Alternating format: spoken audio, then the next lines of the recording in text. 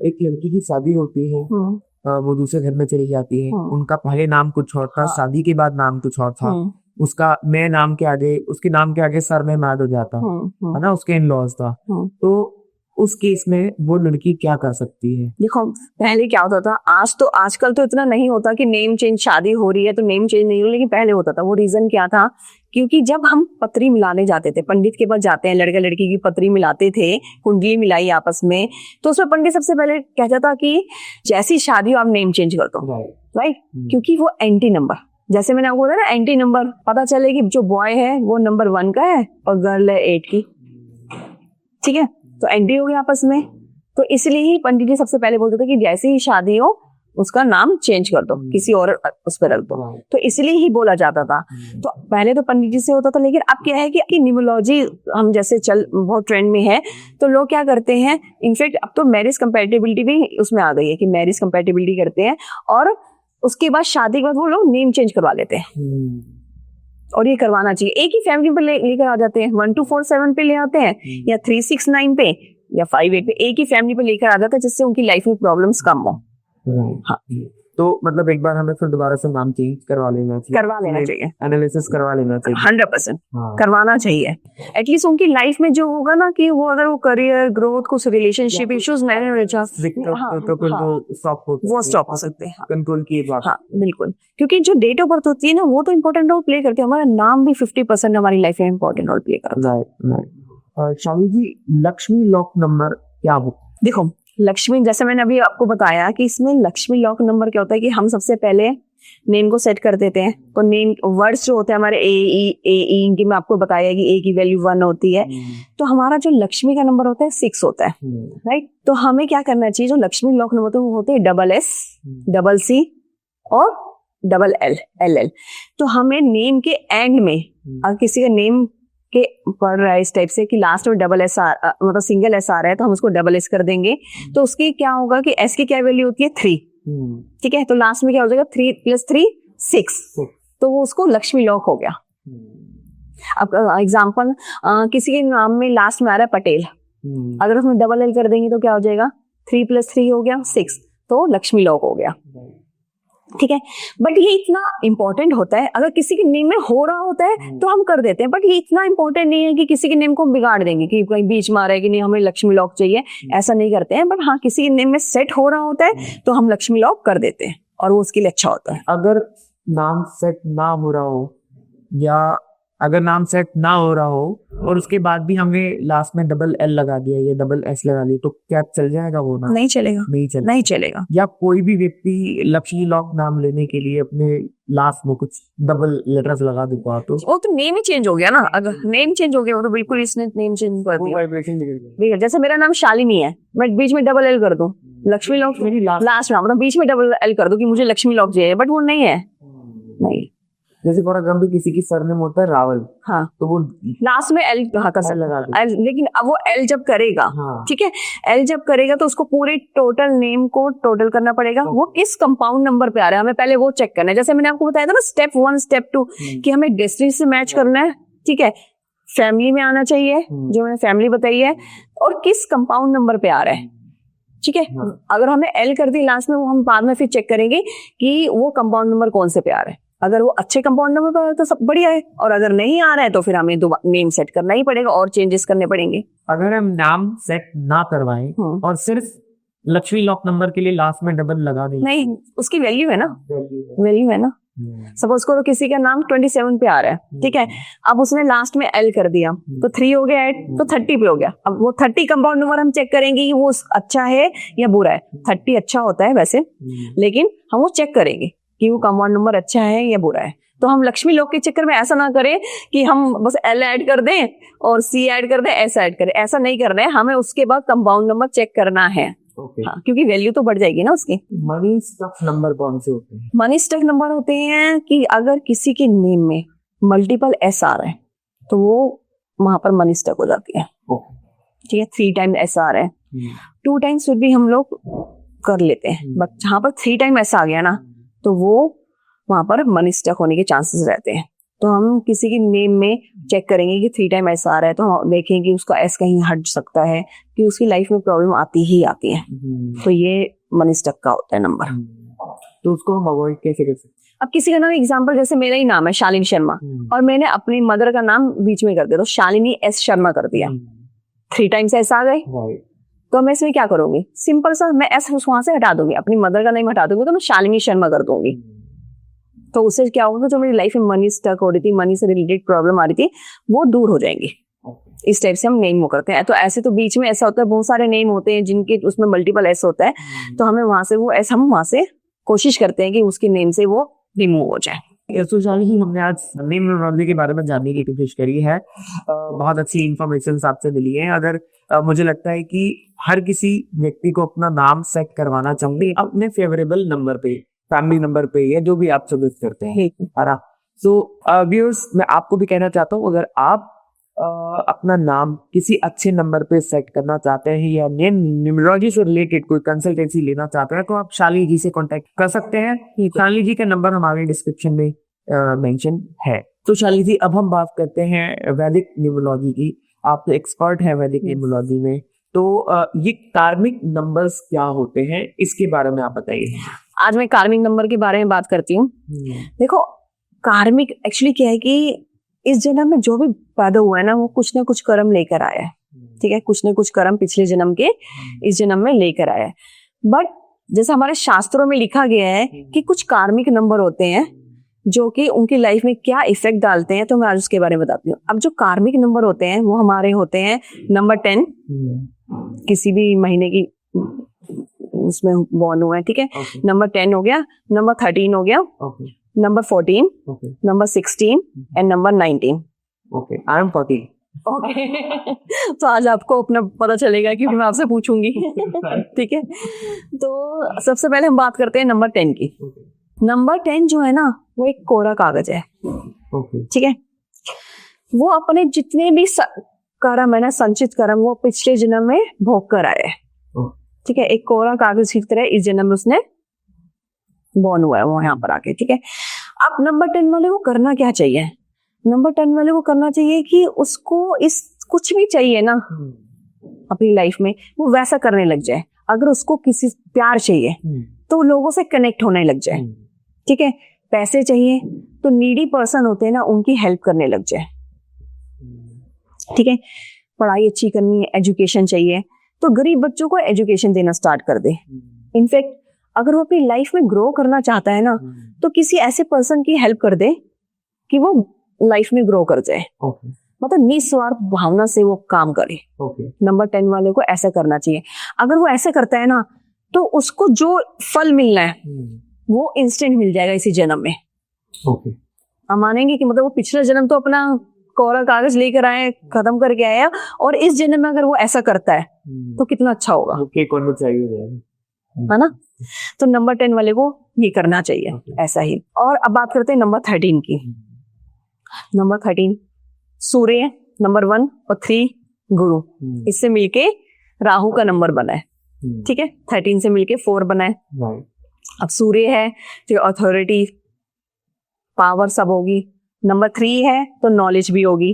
तो उससे मिलके जब नंबर 4 बना है, तो नंबर 4 कैसा होगा? नंबर 4 रेबिलियस होगा, मतलब इस दुनिया में सब चेंज करने के लिए बना है। ठीक है, नंबर 4 वाले जिद्दी टाइप से होते हैं, इस टाइप से होते हैं। तो नंबर 13 को हम बोलते हैं कि शास्त्रों में लिखा है कि इनका जो कार्मिक नंबर, इसलिए बोलते हैं नंबर 13 को,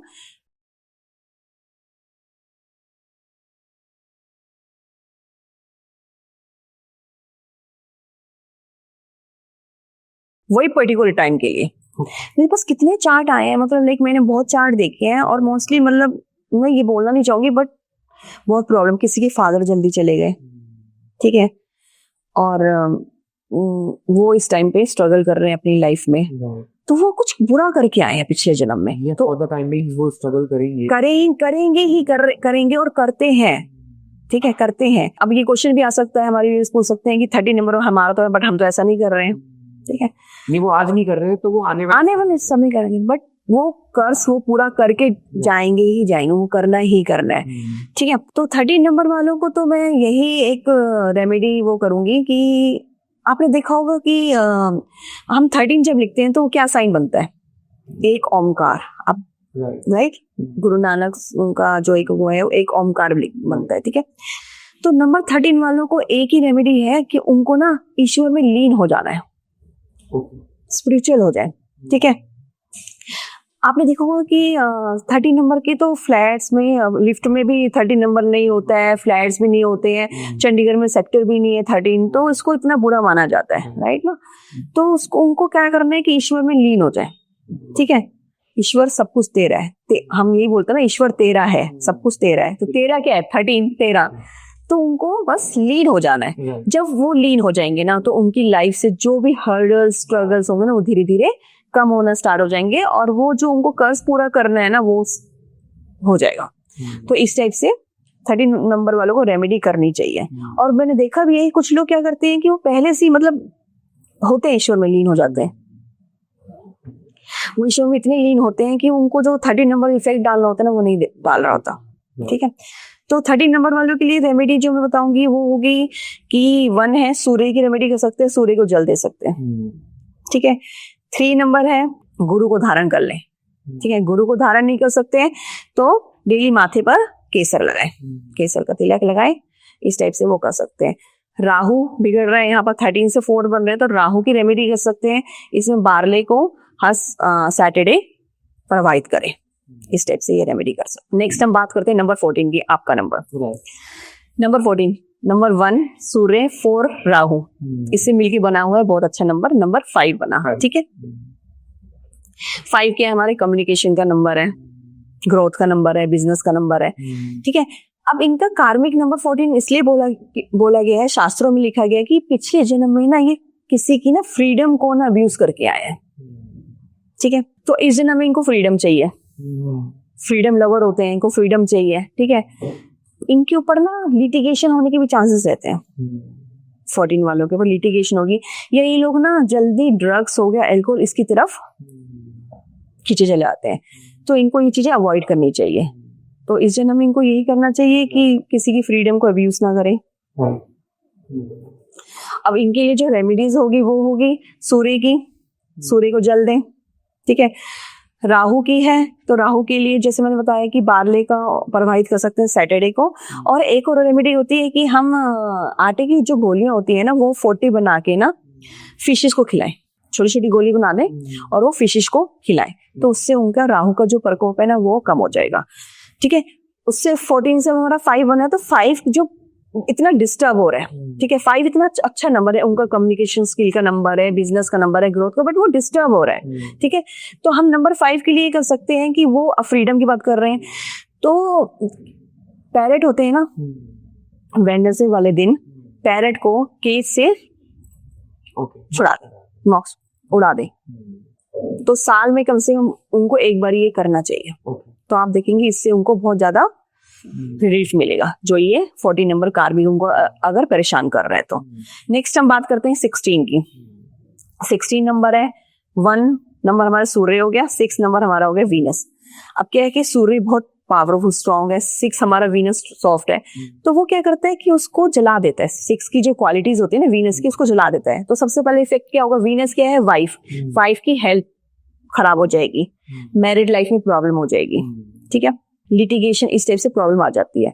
तो कहने का मतलब ये है कि जो 16 नंबर वाले होते हैं ना, वो पिछले जन्म में ना उन्होंने ऐसा कुछ किया होगा कि शादी का वादा करके ना शादी नहीं की होगी, तो इस जन्म में ना उनको मैरिड लाइफ में प्रॉब्लम आती है। मैंने 13 और 16 वालों की बहुत देखे हैं कि चार्ट देखे हैं कि उनको ये प्रॉब्लम आ रही होती है मैरिड लाइफ से रिलेटेड। तो उनको मैरिड लाइफ से हो गई और वाइफ या बीमार रहेगी, इस टाइप से हेल्थ इश्यूज होंगे, तो वो प्रॉब्लम उसमें ये फेस कर रहे होते हैं। तो अब इनके लिए रेमेडी जो होगी वो होगी 1 और 6 से मिलके बना है 7 नंबर बना है, तो 7 है केतु का नंबर। तो ये जितना हो सके ना मेडिटेट करें, मेडिटेशन जितनी करेंगे ना तो उनके लिए अच्छा है। लास्ट नंबर हमारा 19 नंबर, 1 सूर्य है, 9 हमारा हनुमान जी का नंबर है, राजा हो गया 1 और वो सेनापति हो गया। तो 19 नंबर बहुत अच्छा नंबर है, कार्मिक में बहुत अच्छा नंबर है। और ये क्या करके आई है? पिछले जन्म में ना इन्होंने किसी की पावर को अब्यूज किया होगा, ठीक है, क्योंकि दोनों स्ट्रॉन्ग है। तो इस जन्म में इनको क्या करना है, हम्बल रहना है। पावर जो होगी ना उसको नहीं दिखाना है कि हम ऐसे हैं ऐसे, बस वो हम जितना हम्बल रहेंगे, जितने शांत रहेंगे ना, उनके लिए अच्छा है।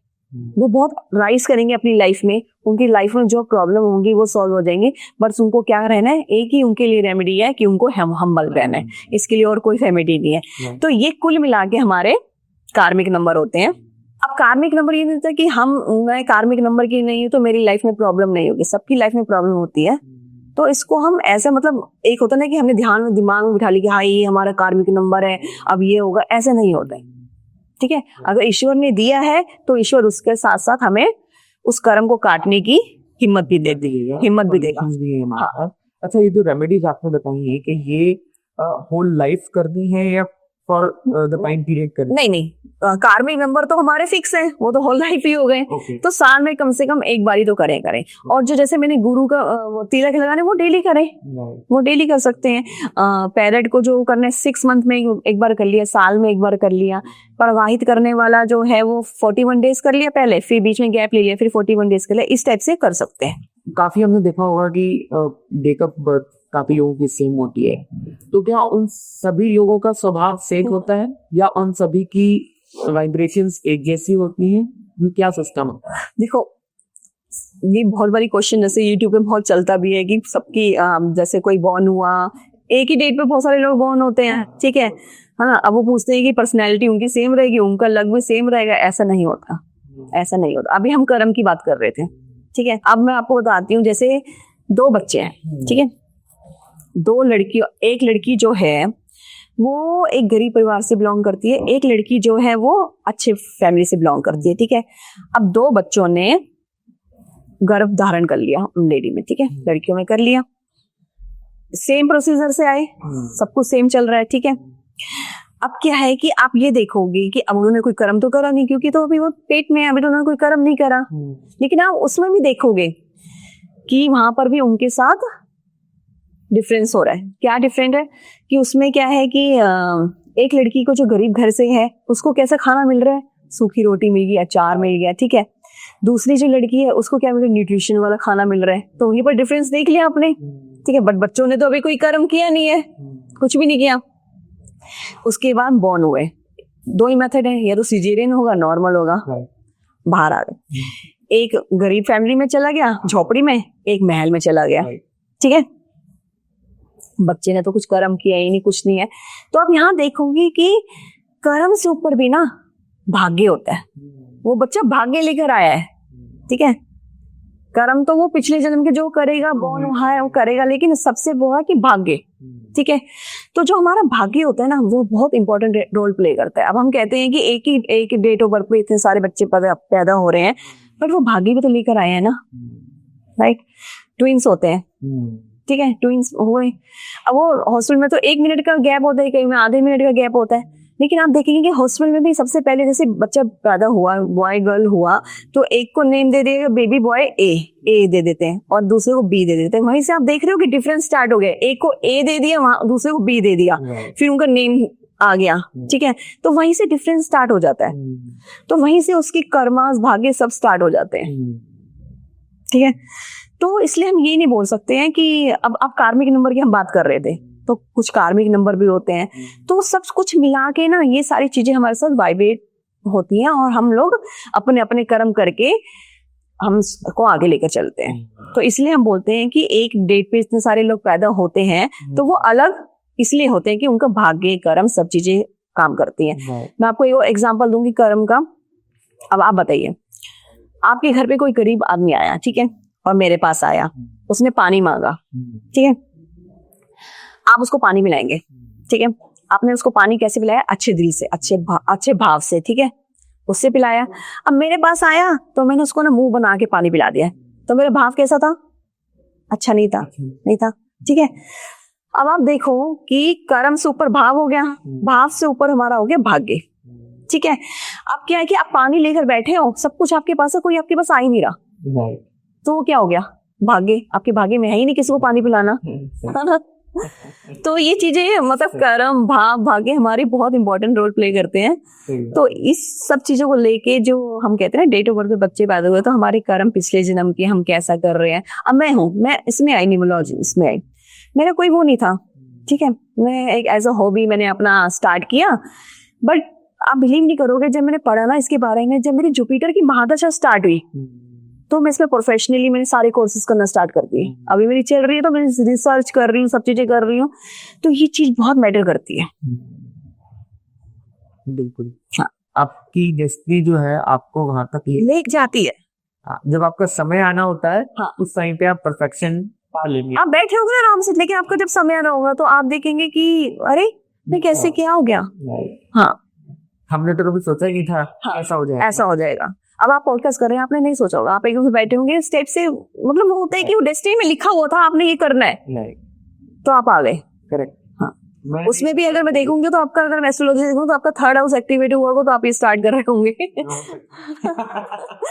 तो मैं यही बता रही हूँ कि डेस्टिनी में जो लिखा है ना वो होके ही रहेगा।